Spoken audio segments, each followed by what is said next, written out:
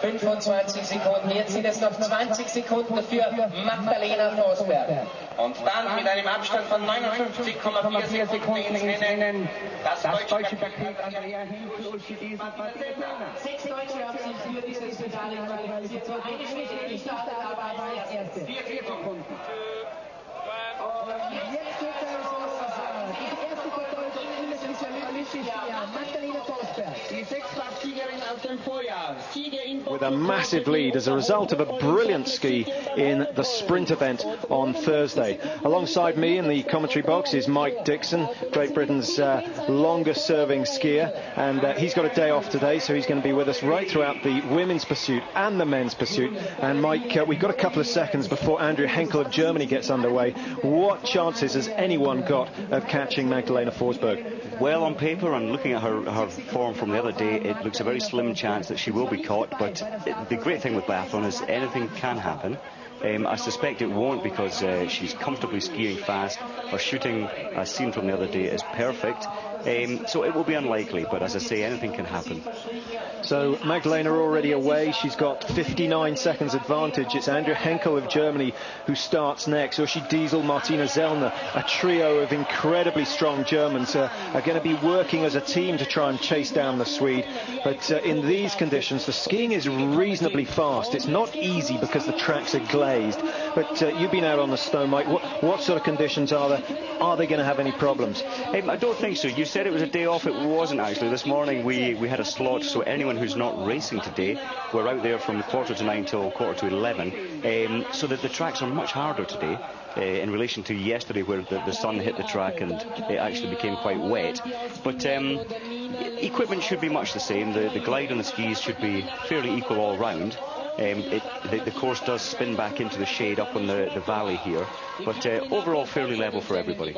So the first 10 competitors underway now. The likes of Losmanova of the Czech Republic, Martina Drago of Germany's gone. She's got good skis and she's very good in the range. The quickest so far we've seen, 26 seconds from poles down to poles up on the stand in the relay. I don't think we're going to see any of the women match that. Maybe some of the men. Maybe we should time Olena Bjorndalen in the men's race. Also underway already, Katrine Arpel of Germany, Katja Halanti of Finland. She had a great run in the sprint, started 10th, started 11th today. Kati Wilhelm, former cross-country skier, she started 12th. Anna Begali, the 22-year-old from Murmansk in Russia, she started 13. A lot of work to do just behind her, the former world champion. In fact, a woman who's already got 13 major medals and only been on the circuit for 6 years, Olena Zubrilova.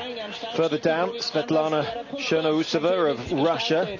She missed a staggering 4 targets in the standing in the sprint event. That surely must play on her mind at the start of today's race. Yeah, it can be very unsettling. Once you've had, or you've completed a race where you've had a poor shot, you wonder what has gone wrong. There was a problem with the snow the other day. The snow was coming in different varieties of thickness, so at times it was quite difficult to sight. So unless you had a problem with snow in her sights, or at a time when it was very difficult to spot because of the snow, we shall see today. But I suspect it was just a one-off and she'll be back on form.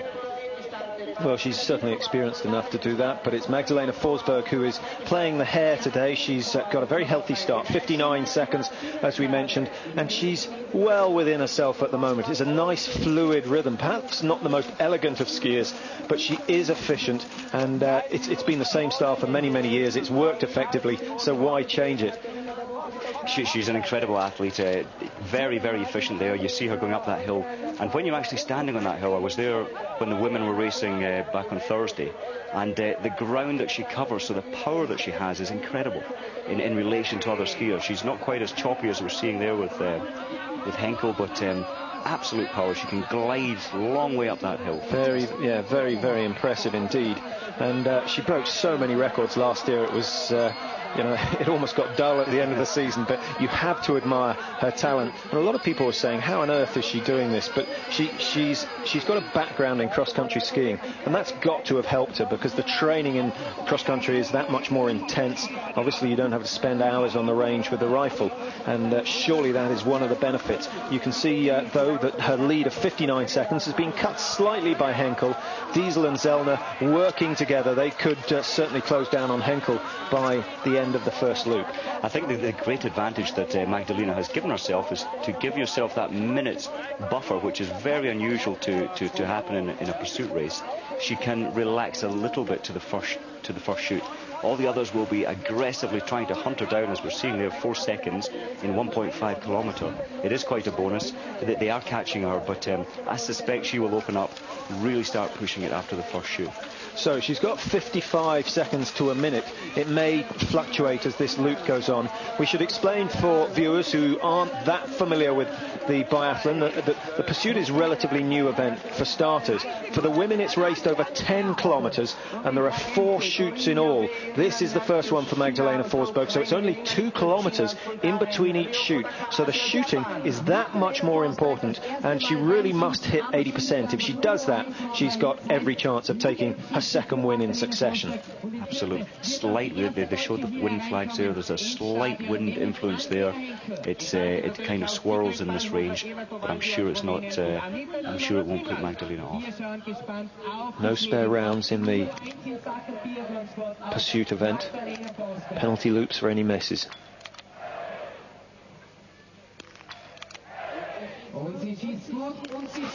Very, very good rhythm there. But when you're being hunted down, you know there are people coming into the range very soon. She showed absolute control there. Now I suspect she'll really start putting the pace on. Well, that's a great start from Magdalena, and 4 shoots, as we've mentioned. The first 2 will be in the prone. They won't alternate like they do in the individual event. So with 1 prone down, she'll obviously be confident about her sights. She can start to push now, and if she can maintain that minute up until the halfway stage of the race, then she's going to be claiming another 50 World Cup points. Here comes the battle of the Germans, who undoubtedly the strongest squad on the circuit for many years now. It's incredible. Look at the depth of the German team there. It's almost like a training race for them. They're so used to competing against each other in training. It's almost like another training day, though, obviously with a much bigger prize at stake. Henkel has gone out. She's got 1 penalty loop. She's just climbing up a slight gradient onto the penalty loop, and that's a bit of a killer because you don't have any momentum as you hit it, and it is taking a little longer than loops such as those in Antolz and other of the biathlon resorts. Diesel has missed 1, Zellner has missed 1, so the Germans have all matched each other, and an opportunity for Losmanova could come through. Just having a look at the other Germans, Glago's missed 1, Arpel's missed 1 so far, so Germany struggling a little with a prone. That was their strong point in the sprint event. It was the standing where they had problems. So shades of last year, the last 2 seasons in fact, the German women have struggled with the rifles early on, and then it's all come together later. They've certainly got ski form. When you look, as I say, when you see so many of them grouping there on the results, they've definitely got good ski form. As the race progresses, they may well settle more into the visiting the range part of the race. So hopefully they will be able to make it happen later on in the race. I was very surprised to see Martina Glagau do a loop there, but she'll be punishing herself mentally now, so I'm sure that she will sort it out for her next 3 visits to the range. Well, I'll just run down the top 6 positions after the first shoot. In fact, 7 now gone through. Forsberg leading. That 59-second gap has been extended to 1:14. She's continuing where she left off on Thursday. Andrea Henkel still holding on to second place. She's got a gap of 10 seconds or so over Uschi Diesel. Martina Zellner still in there for Germany, so it's Sweden, followed by 3 Germans. Katja Helanti of Finland going nicely in 5th place. She's gone clear and pulled herself up a little bit. Now only 1:45 behind. Martina Glago, Katrina. So as they leave the range for the first time, the first 16 are through. Livgreta Poiré has moved up into 16th place. She started down in 23rd. She was 3 minutes 12 behind. I know her target was to finish in the top 10, and she's already up into the top 16. So that's pretty good. She's 2:55. She's the only person to have made any time on Magdalena Forsberg, and if she keeps doing that, then she's certainly not going to catch the leaders, but she could finish in the top 6 or 7, you think? I mean, when we saw her speed in the relay yesterday, 2 days ago, she had 45 seconds to make up to get bronze medal. She made all but the last 10th of those 45 seconds to finish in 4th place. So, and that's only in a 2.5 kilometre track. So she certainly has the great form at the moment. if she can keep it together in the range. But I would say, yeah, top 7, top 8 is a possibility on good shooting today. And if you missed our coverage on Thursday, the opening day of the biathlon season, it's worth explaining that the women's 7.5 sprint event was dogged by some pretty foul weather. It was raining all night. It continued to rain right the way up until midday, and it changed halfway through the race. It went from rain to snow, and the snowflakes were as big as golf balls. I mean, it really was a sound. We couldn't see out of the commentary boxes. Most of the athletes who went later on in the start list couldn't see the targets from the range. So it was one of those races where the big field did cause, it certainly had a major influence on the results. And Liv Greta Poirier was one of those affected. If you look further down the start list for today, you see Corinne Niergray starting 54. She had a very late start number. And in fact, both the French and the Norwegians electing to put their athletes in the later groups. Bad mistake from them. The Germans were wise to it. It's very strange. I mean, at the team leaders meeting, the information, the weather forecast was predicted as it turned out. So I was very surprised that a lot of the better athletes were put in the later groups in that race. And it did not do them any favours.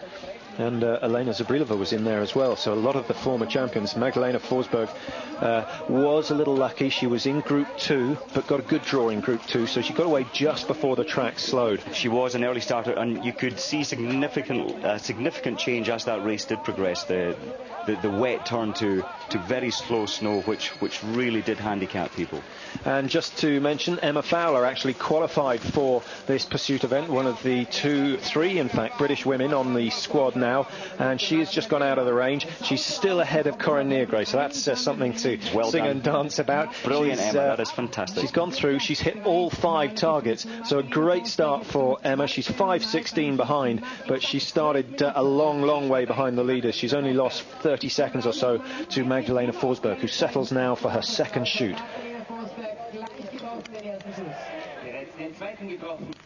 Again, she's showing such amazing control. Brilliant.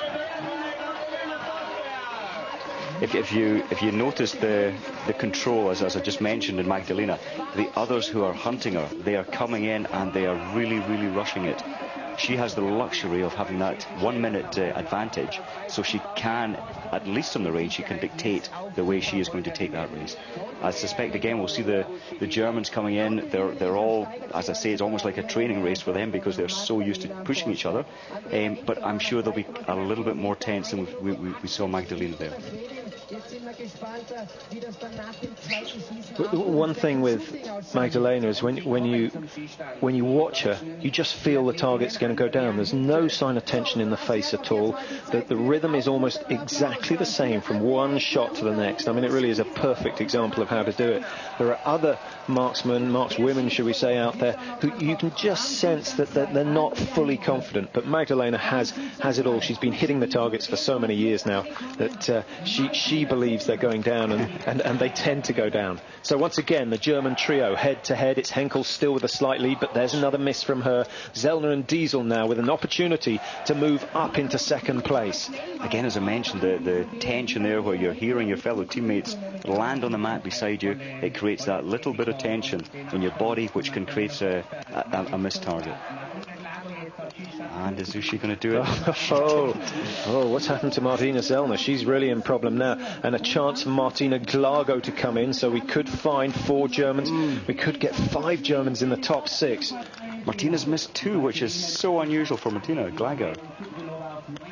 Again, there's tension there. You can feel that she's almost rushing it too much.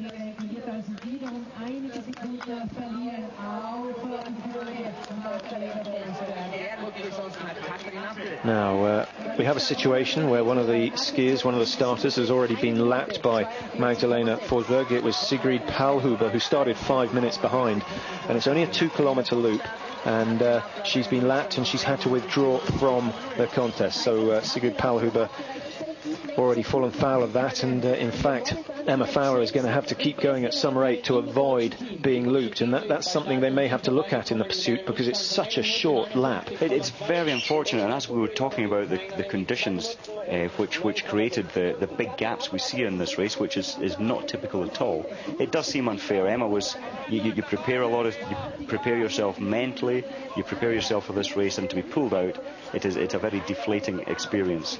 So yes, I think that there should be some method of trying to at least let everybody finish. So there you see the standings after the second shoot. It's still Magdalena Forsberg, and that gap just keeps on growing. It really is an astounding performance. What amazed me in the sprint event was that she took 30 seconds out of anyone in the very last 2.5 kilometre loop. Now, that means that if she gets under pressure on the final... Magdalena Forsberg coming around for the third time. She's completed the 2 prone shoots, and many would say that the prone is the easier of the 2 shooting disciplines.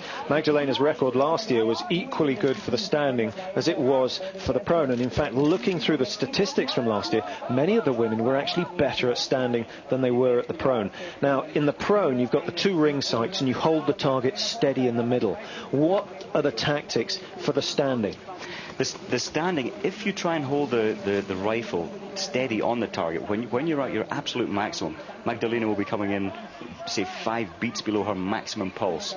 So it is almost impossible to steady that rifle. So the main technique is either slowly, so on the exhaling of the breath, to either let the rifle drop through the target, and just split-second timing as you control the movement of the rifle through as soon as you see the black, the circular rear sight to foresight to target, as soon as you see them all matching up, you just react.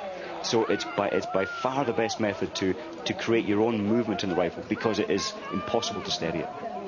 Well, certainly from my limited experience, I have to agree with that. I mean, I spent hours circling the target and never seeing it. But you mentioned dropping down through it, but I believe that a number of the athletes come up onto it, and maybe yourself included. I do, yes. I somehow use the control. There feels for me to be more control as you create the rifle rising up through the target. And are you doing that by body movement, or is it by inhaling slightly just to bring it up? It's a very, very slight body movement. Obviously you have to just move very slightly at the hips to create that movement. It's very slow movement, and as soon as you see the targets matching, you squeeze that trigger. Well, Magdalena Forsberg coming into the range again, and she's overtaken 1, 2, 3, 4, 5, 6 of the athletes on the point, and I wonder what's going to happen here. Are they all going to be pulled out at this stage, or will they get a chance to carry on? Well, it looks as though those who get out of the range before Magdalena has completed her third shoot will get the chance to carry on. That looks like, is that Emma coming through now? That is Emma just leaving the range. She earned herself another loop, unless of course she's on the penalty loop, but difficult to see her target from here. And no, she's gone clear again on the prone. So another good shoot, 10 out of 10 for Emma Fowler. That will keep her spirits up for the next round of World Cups in Pokluka. But Magdalena Forsberg now hot on her tail, 5 out of 5, 15 out of 15 so far in this pursuit. And Callie Grenemark, he obviously seems very excited about that. It's immaculate, isn't it? Now, have a close look at this. You should be able to see where the rounds land. Just low right for that one. And again, slightly low right, so consistent grouping in the standing. That's no mean feat. What is going through that mind? She's an athlete who is, for this sport, it is so unusual to have that control of steadying the rifle, being able to control it. She has that cushion of 1 minute 45 when she exited the range last time, but even so, there is a huge amount of pressure for her to get those targets.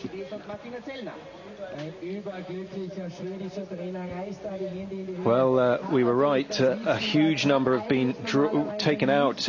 I can see that even number 16 has been withdrawn from the race. Number 53, there's no surprise there. Emma Fowler's got about 150-metre advantage.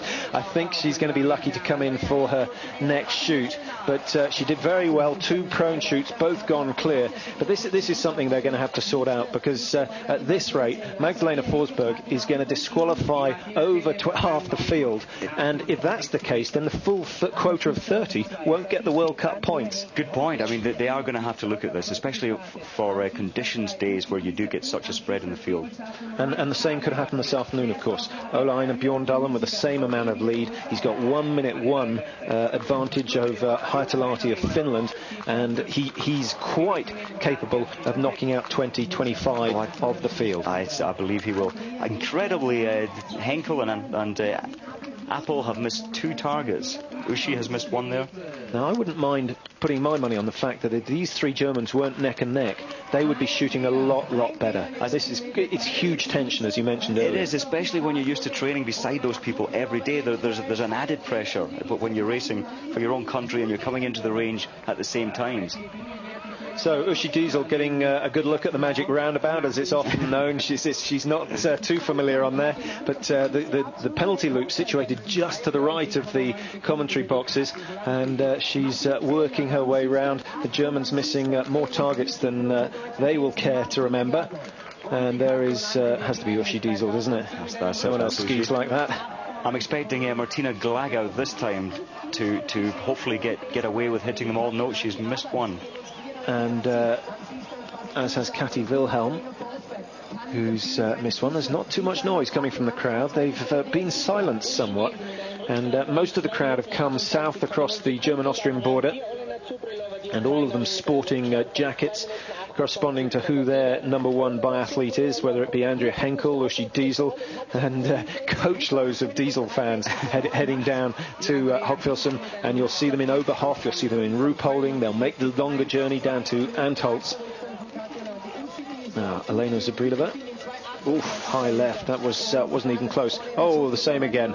Another. In fact, it wasn't Zubrilova at all. My mistake. That Andrea Henkel. Same eyes. Yes, Patrick. There's Liv Greta just going on to the penalty loop. I didn't quite see how many she missed there. Well, we'll catch up on Liv Greta's performance in just a second as Magdalena comes through. That's another... well, she's claimed Corinne Niergray. Would you believe it? Corinne Niergray, the former world champion. She's was third or fourth in the World Cup last year. 4th she was in the World Cup, and she really is one of the World Cup performers. But Magdalena Forsberg has taken minutes out of her today. Magdalena makes it look easy, but at no point throughout any part of that course is it easy. The balancing, you're trying to glide efficiently on the skis. There are some very steep hills out there. She's just got a knack, she's just got the flowing energy to make it look easy. Now, I was lucky enough to be out skiing on the tracks and was overtaken by her husband yesterday, Henrik, and so stepping up my pulse rate by about 300%. I managed to stay long enough to have a quick chat with him, and I asked, he was actually doing classic skiing, which is something we could talk about later on, but I said, you're missing the cross-country scene, because of course he was a former cross-country skier, and he looked at me as though I'd been smoking something funny. I mean, he really was, he said, no chance. This scene is so much more fun. The athletes, although they're serious, they have a slightly broader perspective on life, and he was saying it's great because he's obviously travelling with his wife, so he has an element of normality in his athletic career, which so many people have to go without. That is true. But he was talking about many things that we'll cover on later on.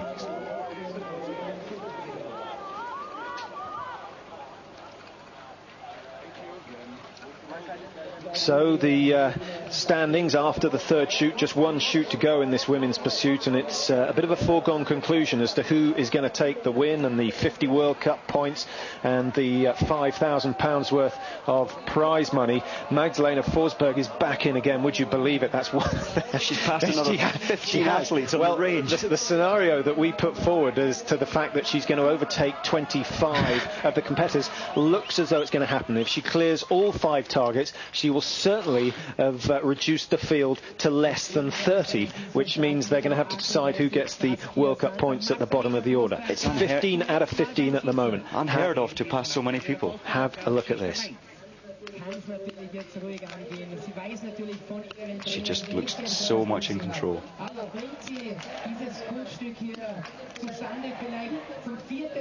Well, you can't do anything but stand and applaud that. 20 out of 20. The very, very few who achieve that in any race, let alone the pursuit, which is now reckoned to be the highest tension. And she goes out, she holds her hands aloft as she leaves the stadium for the last time. And Magdalena Forsberg has shown the rest of the world exactly how it's done. And there's a smile about the width of this valley as she heads down. And it really is a great scene. I mean, you have to applaud it. You can't do anything other than that. And she has knocked out another massive athletes. And she's now just heading home. 2 kilometres to go, less than that now. It'll be 5.5 minutes before she crosses the line. Her day's job done. What a start to her World Cup career. Looking, of course, for her 6th title in succession. But she's still to claim an Olympic title. Yeah, it didn't work 4 years ago for her. She had been leading all the World Cups leading up to Nagano, but she did go back home to Sweden. There was a lot of publicity, which can create its own serious pressure. So, and coupled with that, she seemed to get a cold or some virus while she was up there, and I think her best result there was 16th. She will ultimately be aiming to take that medal this time. If she can perform the way she does today, she's got no problem. Well, one of the factors, of course, as we wait for the Germans to come in, who are now 2 minutes behind, is the fact that Salt Lake City is at altitude. They've raised the level. It's 1,800 meters high. Now, Magdalena will never go and train on the glaciers. She won't touch them in the summer. She doesn't touch them in the winter. And she comes down, spends 3 weeks or 3 training periods down in Ruhpolding, where her coach Wolfgang Pichler lives and bases himself. And she comes down there and she proves time and time again that you don't need it. But many would say that for Salt Lake City, higher than any other biathlon resort, you have to get used to the altitude. Yeah, many teams have spent a lot of money, ourselves included this year, on preparing for that altitude effect, but certainly she seems to get away without it. Well, there have been a few changes in the top order. At last, the Germans have paid the price for some poor shooting, and it's Katja Halanti of Finland who's settling nearest the picture. Now, this would be a personal best for her if she can go out in second place. Still got Diesel, and Olena Zubrilova of the Ukraine has come from 14th up into the top 5. That would be a good, certainly a good recovery after a poor race in the sprint. But she's missed one. Halanti's missed one. Diesel's missed one. Zubrilova, the second, has gone wide, and a chance now for Henkel to get back into that second place. And we've seen Ushi, Diesel missed. Oh, she's missed 2. Halanti's missed 2. Henkel's missed 2. If they have that right, yes. Oof. So this is where you see really what pressure. Forsberg really opened up a big enough gap to take the pressure completely off her, and she's going to come in. She'll be showered, changed, back down in the village of Hogfilsen while the rest are all out there struggling. Anna Begali, she's held her position reasonably well. Kati Wilhelm, very fast skier, has yet to get the experience to become a consistent shot. Muratova there of Russia. Oh, every time I mention her name, she misses.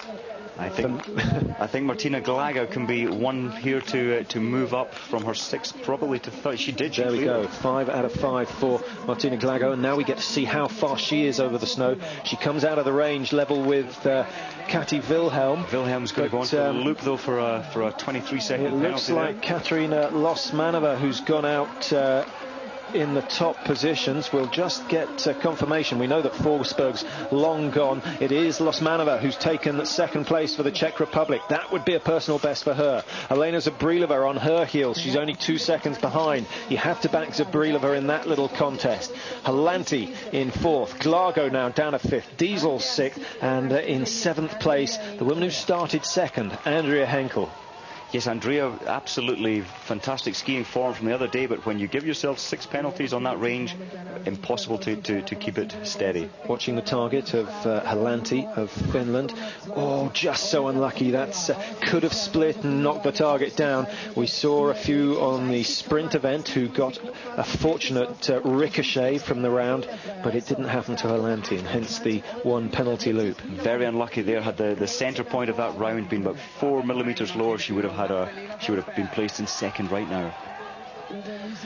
So now it's just a sprint to the finish, and a number of questions coming in on the Eurosport website for the biathlon commentators. Thanks to you for sending those in. One in particular from Ian Hudson saying, can you give us the statistics of the range? What's the distance between the firing point and the range? What's the size of the target? And maybe also the weight of the rifle. Just fill us in on that. Well, it's deceiving on telly. It always looks closer, but from where they are shooting now, as I'm looking out the window, I can see them, but it's 50 metres to the targets.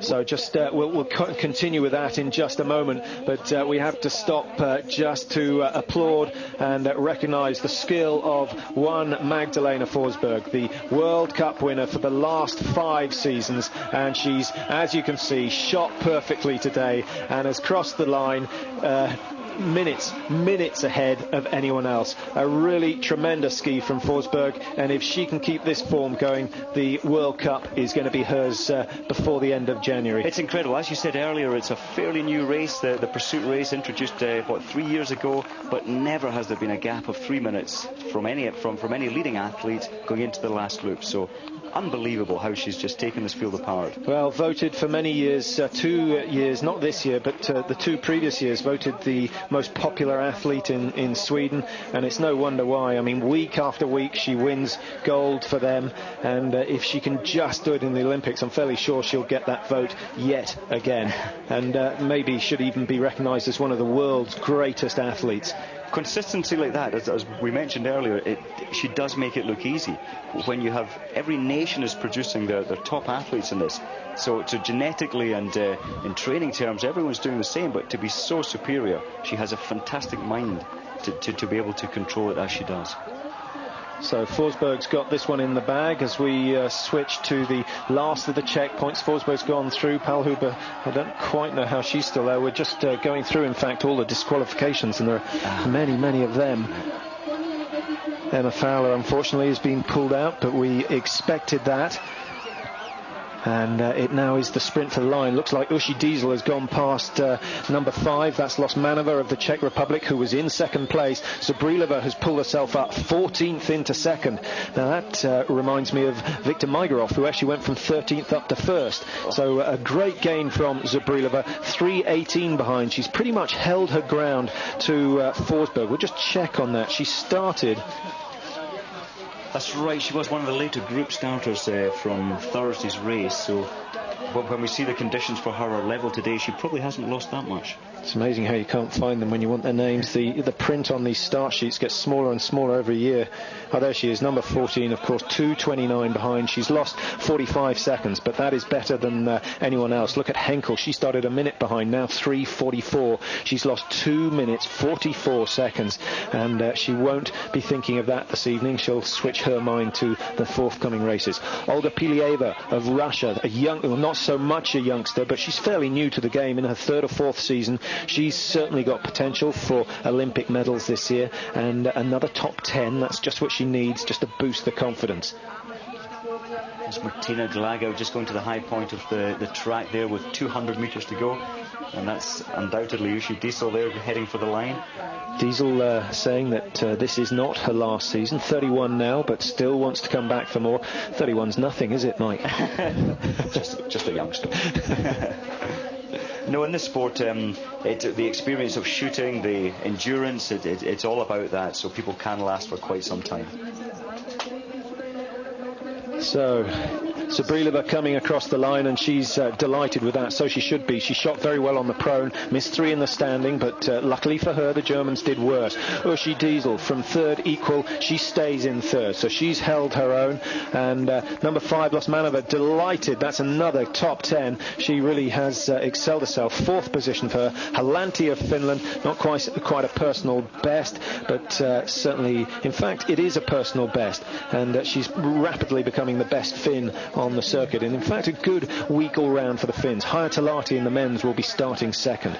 Martina Glago 6th. Can't argue with that. Her father was saying top 10 on Thursday, top 10 on Sunday would be just what she needed. She's excelled herself. And that's, as you were saying, top 8 is an Olympic qualifier for Martina, so they'll be very impressed with that tonight. All the nations setting different Olympic qualifying targets, some of them incredibly hard. The Danish say they have to be in the top 16 of the field twice before Christmas. I get the feeling they don't want anyone to go to the Olympics. That's very, very harsh indeed. Yeah. Your own qualifying, Mike, top 10, top half of the field, or within 10% of the winner. That's right, yes, from 125 starters the other day, so top half of that field, which again, when you've got 41 nations competing, it is still a hard qualification, to be honest. But it seems very harsh when other countries are asking for 2 top 8 results. It's very, very tough.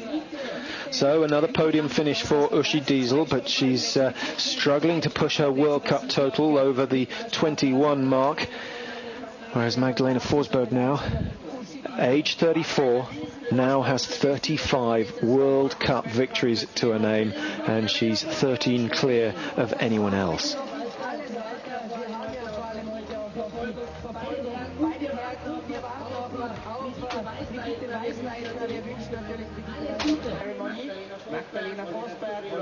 So the top 8 positions, and you can see the time gap between first and second. We've said enough about that. Zubrilova, tremendous effort, 13th, 14th in fact, up to second, and then Uschi Diesel holding on to a third place. Further down, Anna Begali, one of the younger Russians on the squad. She's done well and will certainly have reminded the coaches that she shouldn't be forgotten when they make selection for Salt Lake City. Ishmaratova has dropped a few places down to 13th, and Foska